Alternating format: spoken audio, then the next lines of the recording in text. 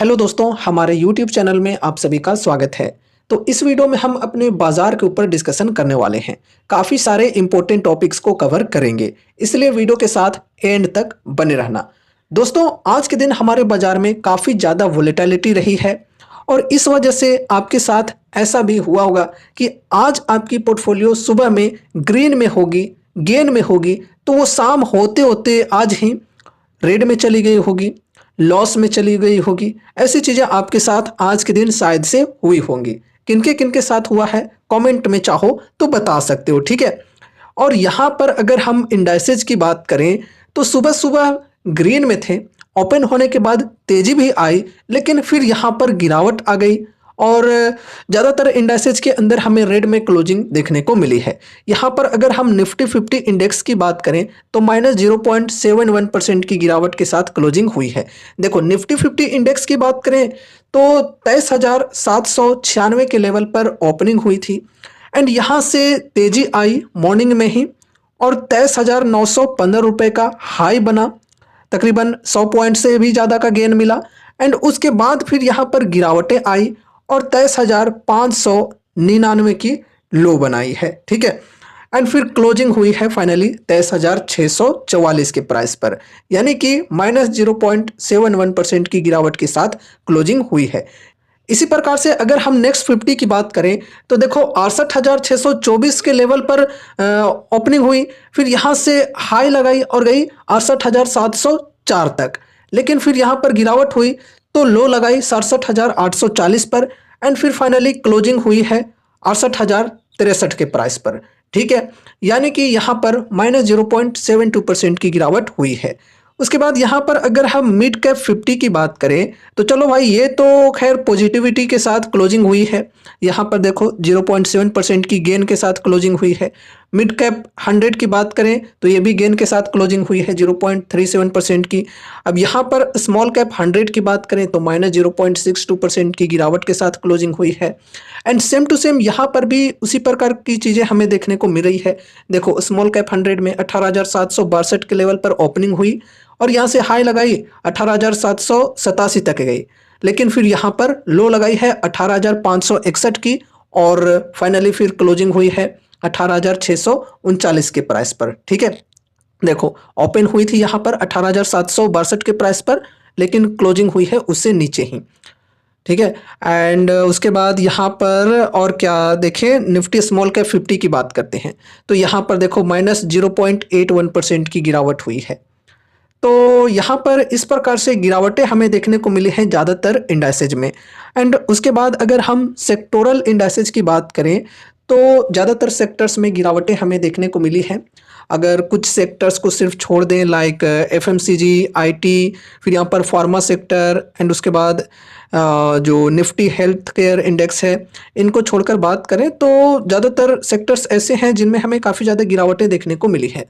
अगर हम Nifty bank की बात करें तो -0.7% की गिरावट यहाँ पर भी हुई है एंड देखो यहाँ पर भी उसी प्रकार की चीज़ें हमें देखने को मिली है।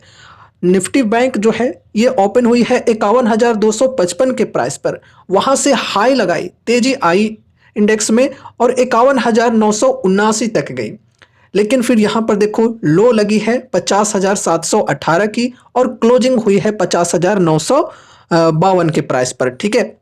देखो, जो प्राइस में ओपन हुई है उससे नीचे ही क्लोजिंग हुई है। हाई लगाई बढ़िया तरीके से, लेकिन फिर गिरावट भी आई काफ़ी ज़्यादा। एंड फिर यहाँ पर निफ्टी ऑटो की बात करें तो -1.43% की गिरावट यहाँ पर भी हुई है, ठीक है। यहाँ पर देखो फिर फाइनेंशियल सर्विसेज -0.94% एंड उसके बाद और भी देख सकते हो मेटल, मीडिया, इन चीज़ों के अंदर गिरावटें देखने को मिली है। Nifty PSU bank, private bank, Nifty realty, इन सभी के अंदर गिरावटें हमें देखने को मिली हैं, ठीक है। सिर्फ फार्मा, एफएमसीजी, आईटी, ये कुछ इंडेक्स को छोड़कर बात करें तो, ठीक है, इनके अंदर आज ग्रीन में क्लोजिंग हुई है। अब यहाँ पर एफएनओ के अंदर मोस्ट एक्टिव स्टॉक्स की बात करें तो ये कुछ स्टॉक्स आज काफ़ी एक्टिव रहे हैं like Zomato, grips, cotton, ITI, one MobiKwik, ठीक है। ये सब ज़्यादा एक्टिव रहे हैं आज के दिन एफएनओ के सेगमेंट में। अगर हम एडवांस एंड डिक्लाइन की बात करें तो देखो यहाँ पर एनएसई के अंदर डिक्लाइन के स्टॉक्स आज ज़्यादा रहे हैं एडवांस की तुलना में, ठीक है। एनएससी में देखो 1793 स्टॉक्स जो है ये डिक्लाइन दिखाए हैं, मतलब गिरावट दिखाए हैं। 761 स्टॉक्स जो हैं वो तेजी दिखाए हैं, ठीक है। एंड फिर यहाँ पर हम निफ्टी 50 के टॉप गेनर्स की बात करें तो ये कुछ हैं टॉप गेनर्स, जिसमें है Adani Enterprises, HCL Tech, Tech Mahindra, Sun Pharma, IndusInd Bank, ठीक है। तो ये कुछ टॉप गेनर्स रहे हैं। एंड उसके बाद निफ्टी 50 में ही अगर हम टॉप लूज़र्स की बात करें तो ये हैं कुछ टॉप लूज़र्स। यहाँ पर हिंडाल्को, भारत इलेक्ट्रॉनिक्स, फिर ट्रेंट, टाटा मोटर्स, ओएनजीसी, ये कुछ स्टॉक्स निफ्टी 50 के टॉप लूज़र्स रहे हैं, ठीक है। अब यहाँ पर हम बात करते हैं कि भाई साहब इतनी ज़्यादा गिरावटें, मतलब इतनी ज़्यादा फ्लक्चुएशंस हमें क्यों देखने को मिली है। गिरावट हम इसे नहीं कहेंगे कि बहुत ज़्यादा गिरावट आई है। गिरावट और तेज़ी दोनों चीज़ें हमें आज के दिन देखने को मिली है। मॉर्निंग में तेज़ी थी लेकिन शाम होते होते यहाँ पर गिरावटें हमें देखने को मिल गई। तो सबसे पहले रीज़न ये है कि आज के दिन जो वॉल्यूम है ये काफ़ी कम रही है, ठीक है। और इस वजह से वोलेटिलिटी जो है ये काफ़ी ज़्यादा देखने को मिली है। दोस्तों इस चीज़ को मैं एक एग्जाम्पल के माध्यम से आप सभी को समझाना चाहूँगा। यहाँ पर मानकर चलो एक कंपनी है ए नाम की, ये मार्केट में लिस्टेड है और यहाँ पर रेगुलर बेसिस पे वॉल्यूम रहती है 5,000 करोड़ की, ठीक है। डेली इतने के ट्रांजैक्शन होते हैं और यहाँ पर क्या होता है कि फिर लिक्विडिटी में प्रॉब्लम आ जाती है। यहाँ पर जो वॉल्यूम है ये ड्राई हो जाती है और रेगुलर बेसिस पे वॉल्यूम मात्र 100 करोड़ के अप्रोक्स रहने लगती है, ठीक है। लिक्विडिटी जो है ये कम हो गई। अब ऐसी स्थिति में कोई बंदा यहाँ पर आता है, ये हो गया बंदा, यहाँ पर मानकर चलो 60 करोड़ का अमाउंट लेकर ये बंदा आया और यहाँ पर ऐसी लिक्विडिटी वाली मार्केट में एक साथ पैसा लगाया, इन्वेस्ट कर दिया ए स्टॉक के अंदर, तो स्टॉक में एक समय के लिए ज़बरदस्त तेज़ी आ जाएगी, ठीक है, बढ़िया तेज़ी आ सकती है। अब यहाँ पर ऊपर जाने के बाद ये अगर उस अमाउंट को निकाल देता है तो फिर उसी प्रकार से स्टॉक में गिरावट भी आ जाएगी। ये क्यों हुआ? क्योंकि देखो दोस्तों यहाँ पर जो लिक्विडिटी है ये काफ़ी कम है, सिर्फ 100 करोड़ की, और 100 करोड़ के कंपैरिजन में देखा जाए तो 60 करोड़ जो है ये कम तो है लेकिन परसेंटेज वाइज अगर हम बात करें तो ये 60% हो जाता है, ठीक है। 50% भी होता, 40% भी होता तो भी स्टॉक में तेजी आ सकती थी, क्योंकि एकदम से यहाँ पर जो ऑर्डर्स लगेंगे वो बाई साइड की ओर लगेंगे, तो उस वजह से स्टॉक में तेजी आ जाएगी। एक साथ पैसे यहाँ पर इन्वेस्ट हुए हैं, कम लिक्विडिटी के समय में बढ़िया अमाउंट यहाँ पर लग गया है, लिक्विडिटी के हिसाब से ज़्यादा अमाउंट्स यहाँ पर लग गया है बाय साइड की ओर, तो तेजी आ गई है। उसी प्रकार से सेल साइड की ओर ऑर्डर्स लग जाते हैं तो गिरावट आ जाएगी स्टॉक में, ठीक है। अब देखो ये जो 5,000 करोड़ की वॉल्यूम थी पहले, इसके कंपैरिजन में ये जो 60 करोड़ बंदे ने लगाया है ये डेफिनेटली काफ़ी कम है, लेकिन अभी की जो वॉल्यूम चल रही है, अभी की जो लिक्विडिटी चल रही है उसके हिसाब से ये जो अमाउंट है ये काफ़ी बेहतर है और इस वजह से स्टॉक प्राइस के अंदर भी रिएक्शन देखने को मिलता है। अब देखो नॉर्मल से आगे चलकर 5,000 करोड़ की वॉल्यूम हो जाती है तो फिर ये बंदा अगर 60 करोड़ का अमाउंट डालता है तो फिर स्टॉक के अंदर कुछ खास रिएक्शन हमें देखने को नहीं मिलेगी, क्योंकि उससे बड़े बड़े प्लेयर्स जो हैं वो यहाँ पर पैसे लगा रहे हैं, खरीद रहे हैं, बेच रहे हैं उससे ज़्यादा अमाउंट्स के, ठीक है। तो इस वजह से यहाँ पर कुछ खास इम्पैक्ट नहीं देखने को मिलेगा इस बंदे का जो अमाउंट है ये लगने के बाद भी। तो सेम टू सेम अगर हम अपने बाजार की बात करें तो आज के दिन इसी प्रकार की चीज़ें हुई हैं। लिक्विडिटी जो है आज के दिन काफ़ी कम थी और ऐसे सिचुएशन में कम अमाउंट्स लगाने के बाद भी यहाँ पर तेज़ी आ गई थी और कम अमाउंट सेल करने के बाद भी गिरावट आ गई थी। इस प्रकार की चीज़ें आज के दिन हुई है। आज का दिन ऐसा था ना कि अगर आपके पास 1-2 हज़ार करोड़ भी है ना तो आप बाजार को ऊपर नीचे कर सकते थे, ठीक है। ये अमाउंट्स डेफिनेटली हम सभी के लिए तो काफ़ी ज़्यादा है लेकिन बाजार के लिए ज़्यादा नहीं है और आज के दिन बस ये छोटा सा अमाउंट अगर आप लगा देते तो बाजार के अंदर तेजी आ सकती थी और ये अमाउंट अगर निकाल लेते तो फिर गिरावट आ सकती थी। आज की सिचुएशन ऐसी थी।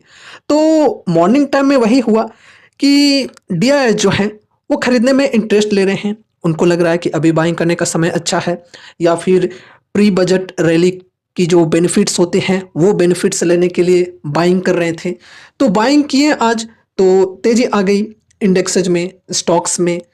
और फिर यहाँ पर क्या हुआ, ऊपर जाने के बाद एफआईआई जो है उन्होंने सेलिंग कर दी। ज़्यादा अमाउंट्स उन लोगों ने भी सेल नहीं किए हैं, बहुत ज़्यादा सेलिंग नहीं किए उन लोगों ने भी, लेकिन फिर भी यहाँ पर गिरावट आ गई क्योंकि जो लिक्विडिटी है वो कम थी और लिक्विडिटी के अनुसार जो सेलिंग उन्होंने किए वो देखा जाए तो मतलब ज़्यादा ही अमाउंट्स हो गया। ठीक है, तो इस प्रकार से चीज़ें आज के दिन हुई है। डे आज यहाँ पर खरीदे हैं इन्होंने और ऊपर जाने के बाद एफआईआई ने बेच दिया। तो ऐसी चीज़ें आज के दिन हुई हैं। एंड यहाँ पर एफआईआई की अगर हम स्पेशली बात करें तो अभी कुछ दिनों से ये लगातार सेलिंग ही कर रहे हैं। क्यों? क्योंकि इसके पीछे भी एक मेजर रीज़न बना हुआ है जो है हमारा रुपया। रुपया जो हमारा है ये टूटा है, ठीक है? और रुपया के टूटने की वजह से एफआईआई जो है वो बेचकर निकलना चाह रहे हैं हमारे मार्केट से, ठीक है? रुपया का जो भाव है ये डॉलर की तुलना में कम हो गया है। तो ऐसे में इनको जो है मार्जिन जो प्रॉफिट्स में बनते हैं वो उसमें मतलब नुकसान हो जाता है। कैसे? क्योंकि डॉलर से ये लोग रुपए में कन्वर्ट करते हैं, फिर रुपए से ये लोग प्रॉफिट बुक करने के बाद अगर डॉलर्स में कन्वर्ट करेंगे तो ज़्यादा रुपए होंगे लेकिन डॉलर्स जो इनको मिलते हैं वो कम ही मिलेंगे। ठीक है, क्योंकि रुपया का जो भाव है ये डॉलर्स की तुलना में कम हो गया है, तो ज़्यादा रुपया होगा, ठीक है, लेकिन डॉलर्स जो है वो कम होगा। तो इस वजह से ये लोग जो हैं ये अभी निकलना चाह रहे हैं। और ऐसे में देखो इनके पास क्या ऑप्शन होता है कि अगर रुपया गिरा है तो इनको ज़्यादा प्रॉफिट्स बनाने पड़ेंगे, ठीक है? प्रॉफिट्स ज़्यादा होने ज़रूरी है, तब जाकर ये लोग बेचने के बाद अपने जो रुपए हैं उनको डॉलर में कन्वर्ट करेंगे तो ओवरऑल ठीक-ठाक प्रॉफिट्स रहेंगे। लेकिन अभी की मार्केट में जो सिचुएशन है उस हिसाब से इनको ये लग रहा है कि अभी प्रॉफिट्स की जो परसेंटेज है वो हम ज़्यादा नहीं बढ़ा सकते हैं। पहले अगर ये लोग 10% में अच्छे खासे प्रॉफिट्स कर रहे थे तो अब इनको रुपया के टूटने के बाद 15% 20% के प्रॉफिट्स इस प्रकार से करने होंगे। एग्जांपल के तौर पे आपको मैं बता रहा हूँ, लेकिन अभी जो मार्केट की सिचुएशन बनी हुई है उस हिसाब से देखा जाए तो 15-20% का गेन पाना मुश्किल लग रहा है इनको, ठीक है? और इस वजह से ये लोग सेल करके निकल रहे हैं। आई थिंक आप लोगों को ये क्लियर हो गई होगी कि क्यों रुपया के टूटने की वजह से एफआईआईज बेचकर निकलते हैं। अगर कोई और कुछ डाउट्स होते हैं तो कमेंट के माध्यम से पूछ सकते हो, ठीक है? बाकी दोस्तों अगर हम ग्लोबल मार्केट्स की बात करें तो पूरे ग्लोबल बेसिस पे भी अभी कुछ खास स्थिति ठीक नहीं चल रही है। और अभी थोड़ा-सा देखा जाए आगे चलकर क्या होता है, एक बड़ी इवेंट है हमारे देश में जो कि है बजट। बजट में अगर अच्छी चीज़ें देखने को मिलती है तो फिर हमारे बाज़ार में बढ़िया रैली आ सकती है। साथ ही साथ बजट से पहले अगर हम बात करें तो जनवरी मंथ से कंपनीज़ के जो Q3 अर्निंग्स हैं वो आने स्टार्ट हो जाएँगे। तो वो भी एक बहुत ही बड़ा ट्रिगर रहेगा। अर्निंग्स अगर कंपनीज़ के अच्छे आते हैं तो फिर मार्केट में तेज़ी आने की उम्मीद हम कर सकते हैं, ठीक है? और ऐसे सिचुएशन में घबराओ नहीं यार, मार्केट में फ्लक्चुएशन तो चलते ही रहता है, ऊपर-नीचे होते ही रहता है। ऐसा नहीं है कि मार्केट हमेशा गिरते ही रहेगा या हमेशा चढ़ते ही रहेगा। तो ऐसी सिचुएशन में एसआईपीज़ करने का मस्त मौका होता है। अगर किन्हीं को इंटरेस्ट है कोई स्टॉक्स में बाइंग करने का तो वो अपने स्टडी के अनुसार बाइंग करने की सोच सकते हैं। ऐसी गिरावट में बढ़िया और फंडामेंटली स्ट्रॉन्ग स्टॉक्स हमें बढ़िया डिस्काउंटेड रेट्स पर मिल जाते हैं, ठीक है? लेकिन ये कोई कॉल टिप या रिकमेंडेशंस नहीं है, ये ध्यान में रखकर चलना। तो जो भी चीज़ों को करना है वो अपनी स्टडी, अपनी एनालिसिस करने के बाद ही करना है। साथ ही साथ अपने फाइनेंशियल एडवाइजर से कंसल्ट भी ज़रूर से करना है। तो ये रही हमारी आज की वीडियो। उम्मीद है कि इस वीडियो के माध्यम से आपको कुछ यूजफुल इन्फॉर्मेशंस मिलेंगे। तो वीडियो को लाइक करके चैनल को सब्सक्राइब कर देना और मिलते हैं अगले नए वीडियोज़ के साथ। तब तक के लिए बाय बाय।